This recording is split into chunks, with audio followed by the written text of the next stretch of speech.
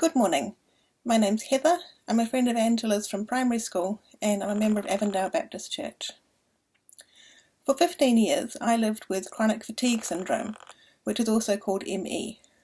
During that time I was out of bed for only around 3 or 4 hours a day, had a lot of pain and nausea and sensitivities to things like light and noise. I very rarely left the house and I had very few visitors. That all changed on the 3rd of November last year.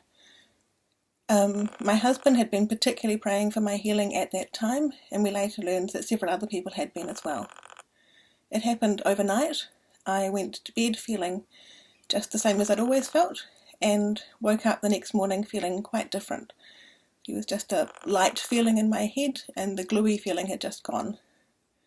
That day I was able to attend a conference where I was up for about 8 hours in a very bright, noisy environment, something that there's just no way I would have been able to do before. I've continued to improve since. I still need quite a lot of rest, but I expect that one day I'll probably have as much energy as most of you. It's been a very dramatic life change.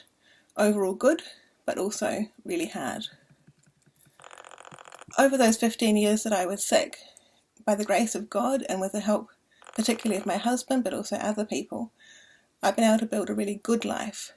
I had a number of people that I mentored by email, and also through various electronic things, quite an active social network.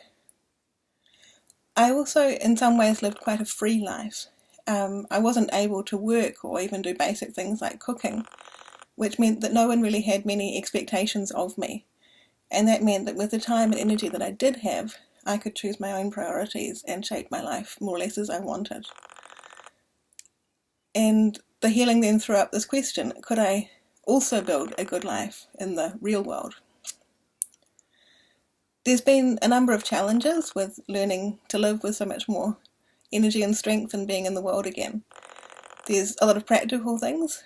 I've realised that I have no idea how to judge how fast a car's going on the road, which makes crossing the road interesting. I'm having to relearn how to make eye contact if I'm in a large group, learning how to use the bus system, getting used to being alone in public and managing things as they come up, all that kind of thing. I'm also finding that suddenly being around so many people again is quite overwhelming, and that's the main reason why you're seeing this by video. I'm hoping that yesterday I will have been able to go to an event with a lot of people at it, and I just can't manage being around a lot of people 2 days in a row. There's also emotional things. In particular, a few weeks after I got better, people from the hospital came and took away my walker and my shower seat. These were pieces of equipment that had been essential to my old life, and they were also things that I no longer needed, and they belonged to the hospital, so they were taking them back. After the people came and took them, I just cried and cried and cried. And it took me a while to work out why I was so upset, but then I realised that kind of symbolically they were taking my old life away, and I didn't know if I knew how to do the new one. I do feel like I'm getting there, certainly physically. I'm doing a 3-kilometre walk a couple of times a week now. I'm starting to get more confidence with cycling and things like that, but I'm also finding that I really need to keep my head down a lot. If I think too much about the past, then I get quite overwhelmed with how different things are, and that's quite freaky. But also if I think about the future, practical things like just how much it hurts to build up muscles after so long is kind of scary, but also much more significantly all the big questions of, am I going to get a job? What am I going to do with my life? So that's quite freaky too.